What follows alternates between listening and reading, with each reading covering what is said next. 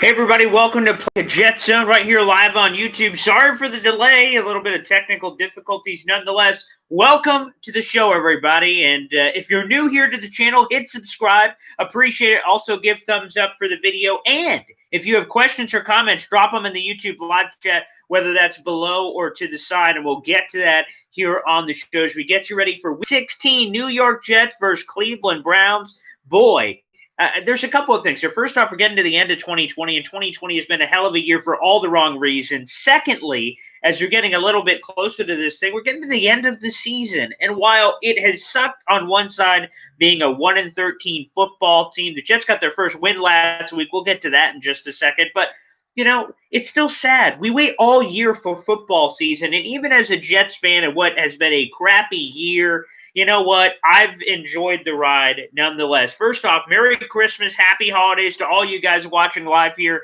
on YouTube. We appreciate it. I hope you enjoyed your time with your families. I certainly did. By the way, Don, it's a new Jets gear. Support the troops. Brand new shirt, brand new hat. So thank you very much. Support the troops. Make sure you always do. So thank you to that. Also, we've got a couple of quick shout-outs. First off, couple of sponsors behind me. El Chapo of Flags, that beautiful custom banner you see behind me was personally and customized for me for my live YouTube show and all my YouTube shows that I do. So check out El Chapo of Flags on Facebook. He'll hook you up. Great quality. And also, he's just a great guy, a diehard Jets fan, but he can do anything, whether you're a Patriots fan, Cowboys fan, whatever you are, he can hook you up. Also, make sure it's in the YouTube description down below. Give a Facebook like to Jabber's Wing Sauce. It's a local delicacy and sponsor of my YouTube series here. He's been fantastic. He's been terrific. And we should support local during these trying times. So get some wing sauces, baby. They got El Diablo, Bee Sting, garlic parm, whatever you need. Jabber is your guy. But give him a like on Facebook. Even if you don't want it now, maybe you can check it out later. Again, Jabber's Wing Sauces. That Facebook link is in the description down below. Also, before we get into the show, I want to say thank you to the fans. We have over 100 subscribers, and to me, that's a huge deal. So I want to celebrate it. Thank you guys so much for that. We have 111 subscribers by the time that we started this YouTube live chat, and I thank you guys for all your support on this brand new project. It's only going to go up from here, so thank you for all your support. And I will say, normally, every week you could tune in here to Play Like a Jet Zone for live pre- and post-game shows, talk about the Jet season. But as we get to the end of the year, you may be thinking, is it all over? Ha ha! No! We're going to have a lot of new content, and you saw a sneak peek of it this past week. It was our most hit video on YouTube so far.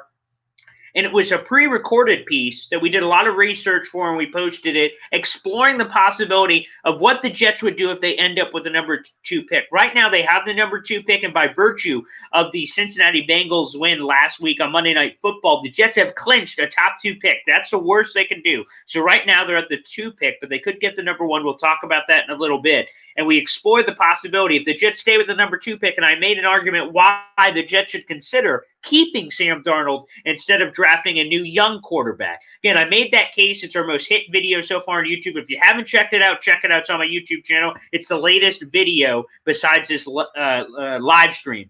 So make sure you check it out. And I make my case. It's a nice little 10-minute piece, and it's fantastic. And we're going to be doing more of those in the future. Like I said, when these pre- and post-game shows end, we're going to be doing more shows. I'm looking forward to Mock Draft Mondays. I used to do it for my afternoon radio show, and we'll be doing it every Monday here on YouTube. We'll see if it's live. I like the interactive nature of live shows, and maybe it'll be live. Maybe it'll be a pre-recorded piece. We'll see when we get there, but make sure you check it out. Again, if you're new to the channel, hit subscribe. Appreciate it. Let's get into the show, everybody. And this game almost didn't happen.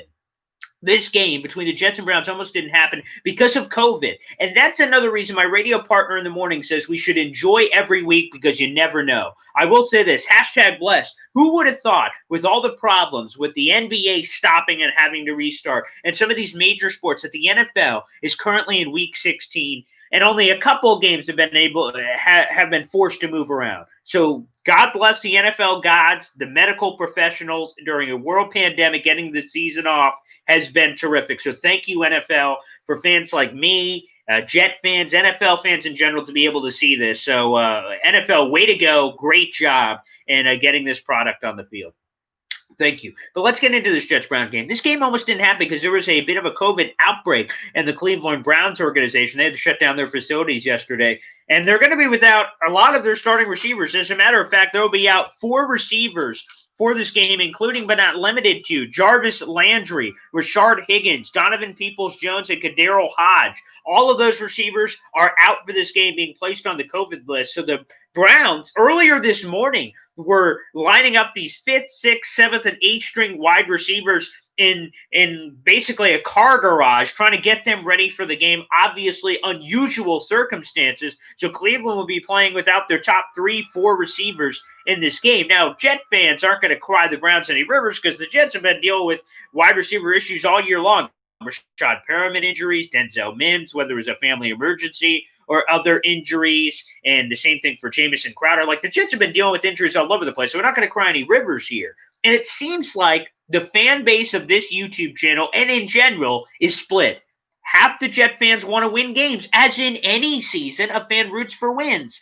But there are the cynical few, and I'm kind of leaning towards that side, quite frankly, but of the tanking and trying to get the best pick possible. Because if you can't be in the playoffs, do you just want to be mediocre? Do you want to be 7-9 or 6-10? God, no. You want to be as bad as you can be and get the top draft pick. Now, things changed last week because the Jets did have the number 1 pick, and then, oh, wait, they beat the Rams. Rams, what were you doing? You were 17.5-point favorites. You were at home. You had extra rest against the New York Jets. And they came East Coast, West Coast, and the Jets beat the Rams. The Jets beat the Rams. I've done 2 videos so far. First, the New York Jets won a football game post-game show. And then number 2, what we're going to do with the number 2 pick potentially if that's what the Jets end up with. I can't believe they beat the Rams. I had zero concern, zero worry that the Jets would beat the Rams, and go figure, that's what happened. So I'll be honest, I am still baffled that happened. And now here's the situation. The Jaguars currently hold the number 1 overall pick. They play the they play the Bears this week at home, and then they travel on the road to play Indianapolis in Week 17. If the Jets and Jaguars end up with the same record, Jaguars get the number 1 pick. That draft tiebreaker is already clinched. But if the Jaguars win today against the Bears and the Jets lose, the Jets seize control of the number 1 pick with 1 week left to play. And folks, I can't make this any more blunt. Trevor Lawrence or bust. For me, at this current moment, on December 27th, a little afternoon, for me, I want Trevor Lawrence. He's the guy I want. I won't consider any other young quarterback option today. As we get closer, we'll learn more about the quarterback prospects. We'll talk about them here on the shows. But right now, I'm fine with Sam Darnold. Does he have some, kinks in the armor? No question. There's some flaws in his game. He's one of the worst-rated quarterbacks in the league. He has been during his run here as the Jets quarterback. But is it all Sam Darnold's fault? Is it Adam Gase's fault? Is he damaged goods? Can he be saved? I don't know. I'll let the next head coach of the New York Jets come in and make that decision, which brings us to a nice quick segue here. We'll get back into the draft conversation in a little bit. There was a report by Jason La Canfora, and I want to make sure I get the verbatim right here. Per Jason La Canfora, quote, "It is very likely the Jets make a coaching change by Monday if the team loses to the Browns," end quote. I'm going to be honest. Jason La Canfora is a fine guy. Sure. Whatever. That's his take. Here's the thing I'll say. We were told this back in Week 4, Jet fans. If they would have lost to the Denver Broncos on Thursday Night Football, they would move on. And we're like, oh, my God, this is fantastic. And guess what?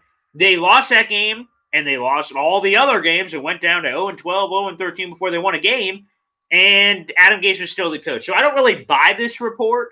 And quite frankly, what difference does it really make whether you fire him now or a week from now after the Patriots game? So to me, sure, fire him, whatever. When we fire him, we will celebrate like there's no tomorrow. We will celebrate on this show. We'll celebrate on the podcast, the Jet Zone every Wednesday. We will celebrate. We will pop the bubbly when Adam Gase is gone.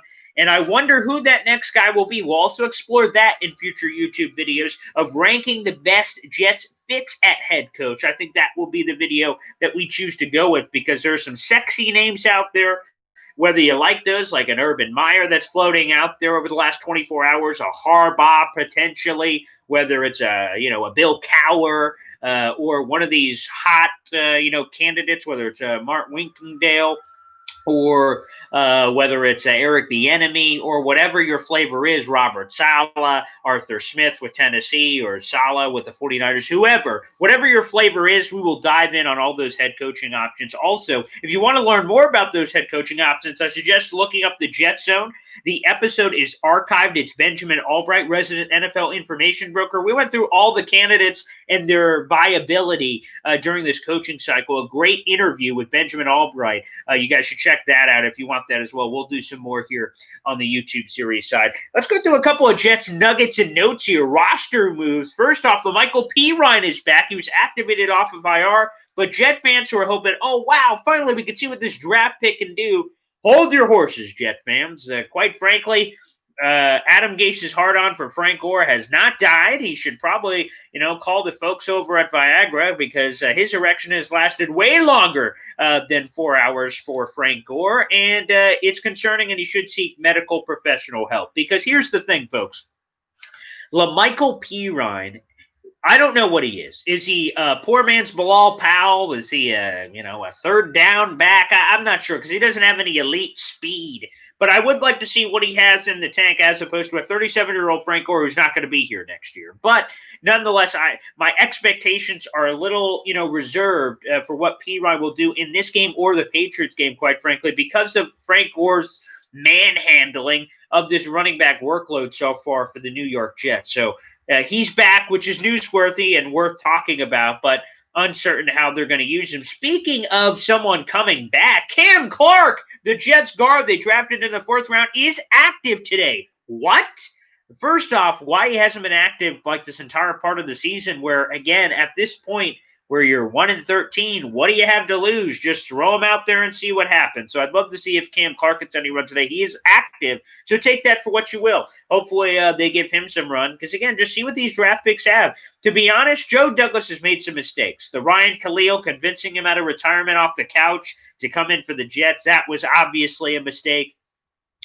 And he's had others, He's had others, but it was the Robbie Anderson thing. We could go through all his trials and tribulations, but the reason why I wanted to bring him up is his first draft class, not bad. Mekhi Becton looks like a superstar at left tackle, a Pro Bowl snub, but he was leading the fan vote, but that's not the only part of the voting, so he did not get it there. But you got Mekhi Becton, who looks fantastic. Go to the 2nd round. Denzel Mims looks like a real player for the Jets. I want to continue to see what he can provide. You go to the 3rd round. We don't really know what Jabari Zuniga is, so he's kind of TBD.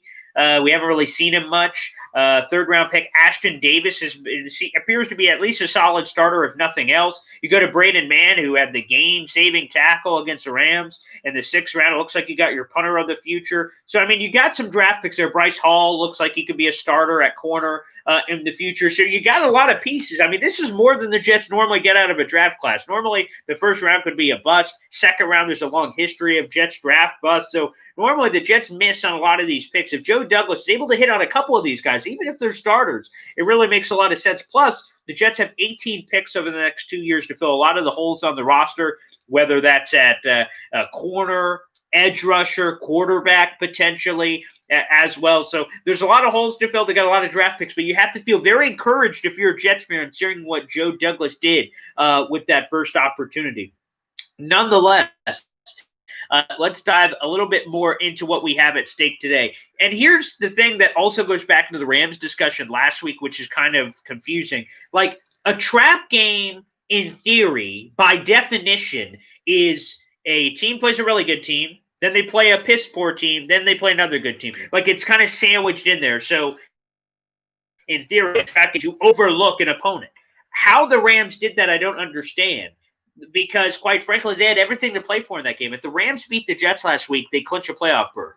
If they then would have beaten the Seahawks this weekend, they would have won the NFC West. So the Rams blew that one hard, and now the Rams are trying to figure out what they're going to do with the rest of their season. On the other side of the coin, the Browns are playing for the playoffs. They have 10 wins. We spoke to Jeff Risdon earlier this week on the Jet Zone. This is the first 10-win season in Cleveland since going all the way back.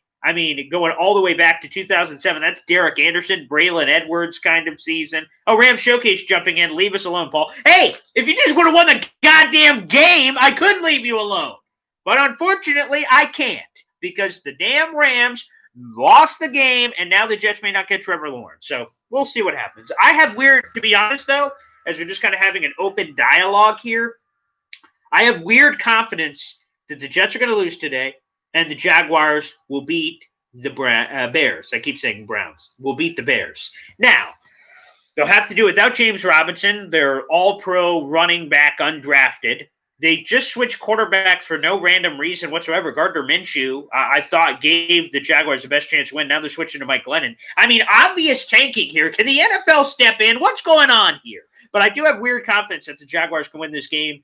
Maybe it's denial, and I'm just like, come on, Jaguars, you got to win so we get back Trevor Lawrence. I'm not sure. But nonetheless, I have weird confidence that that's going to happen today. We'll keep an eye out for it. Again, I think most Jet fans should be Jaguars fans today, even if you're split and you don't want to root for the Jets to lose. And I would understand that. You don't want to root for them to lose. Now, I'll explain why I want to root for them to lose, but I understand if you don't. At least be a Jaguars fan today because they beat the Bears. That's great news. Now, the most Jets thing ever, and someone texted me this, is the Jets, the Jaguars will beat the Bears, and we're like, woohoo! And then the Jets will beat the Browns today, and it will all be for nothing. But if the Jaguars lose today and the Jets win, the Jaguars clinch the number 1 overall pick, and that also would mean the Jets would clinch a number 2 overall pick because the worst they could do is 2nd overall. And that is their best draft position, by the way, since 1997 when they had that number 1 pick and ended up trading back. So, you know what? The good news is that no matter what happens, the Jets can't screw themselves. But prior to that Bengals upset win last week, there was a chance that the Jets could have kept winning. They could have fallen all the way to the 3rd overall spot. So it's great that they have at least a top 2 pick, but there is a major difference in having the number 1 overall pick, Trevor Lawrence, and really in any draft, having the number 1 overall pick and having the 2nd overall pick. So these are huge ramifications on the future of this franchise, what's going to happen in these final 2 weeks. So I think we're all big, cross our fingers, Jaguars fans this week as well. So we'll see what happens in that game. Again, it'll be Mike Glennon. And hopefully with no James Robinson, that means they're going to pass a lot more and be more involved. And Mitchell Trubisky, okay, I know he's looked good recently, but it's Mitchell Trubisky, folks, okay? This guy sucks. So I'm hoping the Jaguars defense, I got some nice guys there like Miles Jack.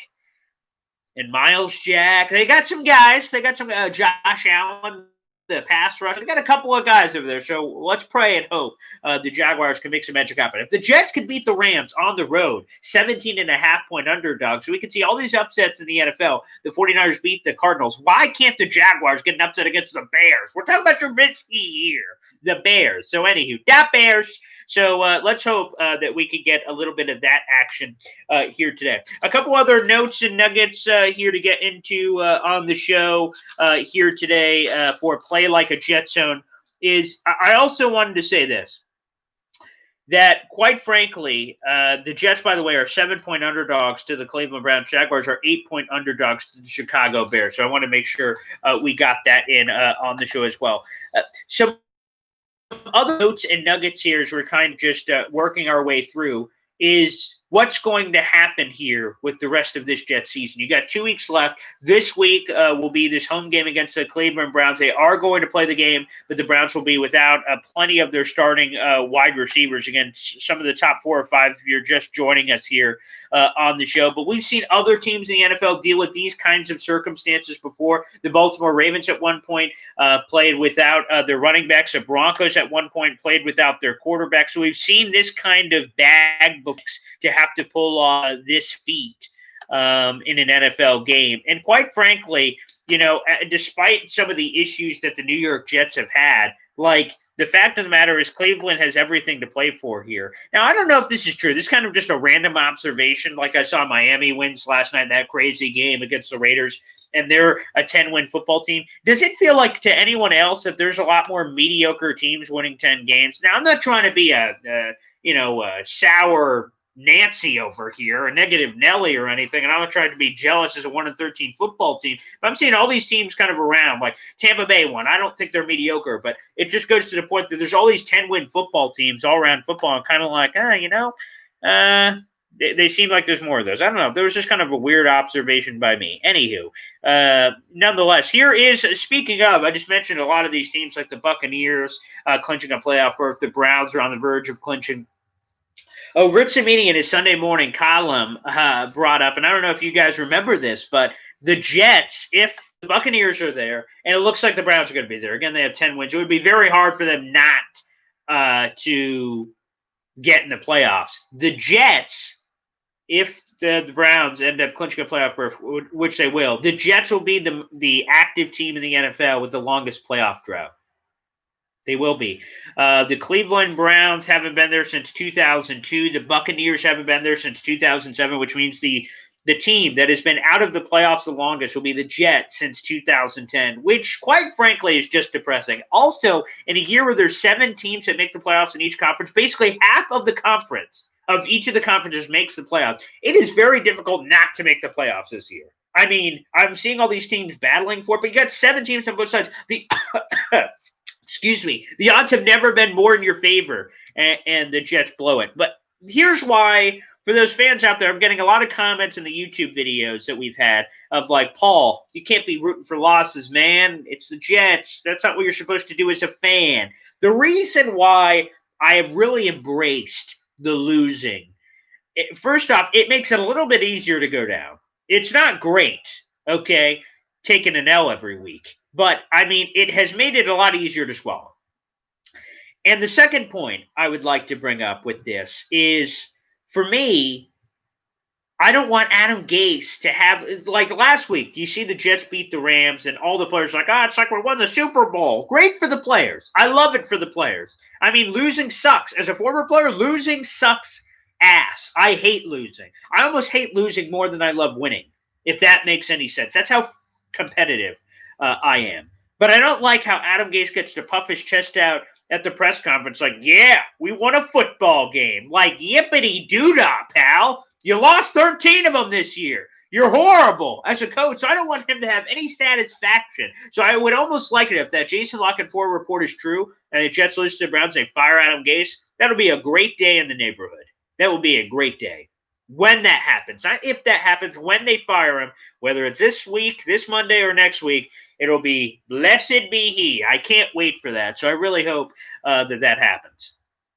And when that does, I will celebrate. But I don't want Adam Gase to have any moments of pounding his chest. I want him to suffer. I want him to be that grim dude that, when the team was 0-11, when the team was 0-12, when the team was 0-13, he'd step up there and said, man, losing sucks. This shit sucks. I love that from Adam Gase. Screw you, pal. We're all wallowing in the losses, and it sucks. But I like that you have to wallow with us. It's kind of that depressed nature of a Jets fan. Perhaps that's why that it intrigues me greatly. But nonetheless, I really do think that that's the reason that has made it a lot easier for me anyway to kind of work my way through a lot of this and make it feel a lot easier. Now, another reason, and I'll just and if there's other questions, comments, throw them in the YouTube live chat if you're watching us. Something else that is just on my chest. A lot of people are ready to move on from Sam Darnold. And I understand the contractual nature of why people want to move on from Sam Darnold and just get another new quarterback. And again, a lot of these guys are talented. Trey Lance only played 1 game this year. Justin Fields, while a couple bad games, he's had a lot of great games too. He's fine. Zach Wilson, BYU, he's an exciting player. I understand as well. But to me, thank you so much. Go Patriots. Thanks for the sub. I really appreciate it. Thank you so much. And welcome to the channel. Welcome to the chat. Thank you so much. For me, I got to tell you, I'm not ready to move on from Sam Darnold because I think he's going to be a success. I think it is going to be Ryan Tannehill 2.0. I think he is going to go somewhere and have success. Again, my guess, if the Jets move on from Sam Darnold, I think the fit will be the San Francisco 49ers. I think he's a seamless fit in that offense. I think Kyle Shanahan will get the best out of him. I think he'll be a top 10 quarterback in this league. But, again, it all depends on what happens. If the Jets have the number 1 pick, I'm ready to jump on the Trevor Lawrence train and see where it goes. Also, number 2, if you stay at number 2, I keep Sam Darnold, quite frankly, for a lot of reasons. One of the reasons is I'm not infatuated with any of the quarterbacks at number 2 right now. I'm not saying that you can't find success with another quarterback. Patrick Mahomes was the 10th overall pick. Deshaun Watson was the 12th overall pick. Lamar Jackson was the 32nd overall pick. I mean, I could go all day naming quarterbacks that were drafted later. Russell Wilson was the 3rd-round pick. Drew Brees was the 2nd-round pick. I mean, yeah, sure. There have been quarterbacks that have been drafted later that have been wild successes. Tom Brady was drafted in the 6th round, 199th overall. Again, you can find quarterbacks later. But Trevor Lawrence is this transcendent prospect, and I've fallen in love with Trevor Lawrence. It's like a kid at Christmas. I'm like, man, and I'll use a weird example here. I want a PS5, man. I can't wait. I want a PS5, and you dream about it, and you want it, and you love it. Then all of a sudden, your parents get you a PS1. Like, it's still cool. You got a nice gift, but you're like, a PS1. It's not a PS5. It's a PS1, but it's fine. So that's me. I'm like, Trevor Lawrence is my PS5. I want a PS5. Oh, yeah, baby. Look at that PS5. And then I get a PS1. I get a Zach Wilson. I get a Trey Lance. It may still be nice. The PS1 is great. I still have a PS1. Crash Bandicoot. Great game. It's fine.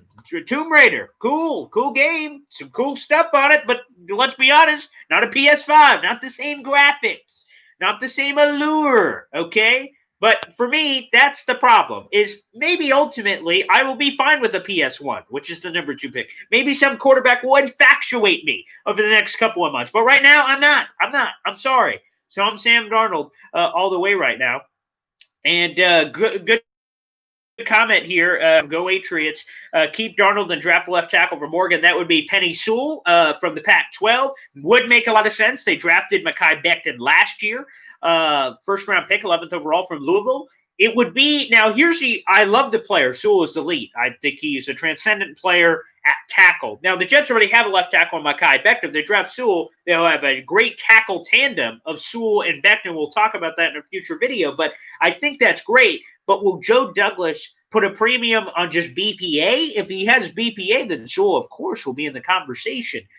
Or will he say, yikes, do I want to spend a 2nd overall pick on a right tackle? Me personally, I would probably trade back because some team is going to be quarterback hungry. There are some thirsty teams out there that are going to be like, ooh, Justin Fields or ooh, Zach Wilson. And they're going to want to move up in the draft to get one of those guys. So I think that may be the play, and maybe he could still get Sewell. Although the Bengals still have the 3rd overall pick, it may be later now. But if the Bengals are a team to watch for Sewell, I think they are going to be the team that wants to draft and get protection for Joe Burrow. So depending on how far you trade back, if you're the Jets, you got to watch out for the Sewell thing. That's who you want. Or if you want one of the elite receivers, Devonta Smith, Jamar Chase. There's a lot of players. We'll get into all the draft stuff in due time. But the thing I'll say is, and some great comments here in the YouTube live chat, the thing I will say is you have options now. With the number 1 overall pick, there was no option. It was Trevor Lawrence. That's who you were going with. And maybe before everything is all said and done, the Jets will be back in the Trevor Lawrence conversation. I truly believe that will happen. We will see if that's the case.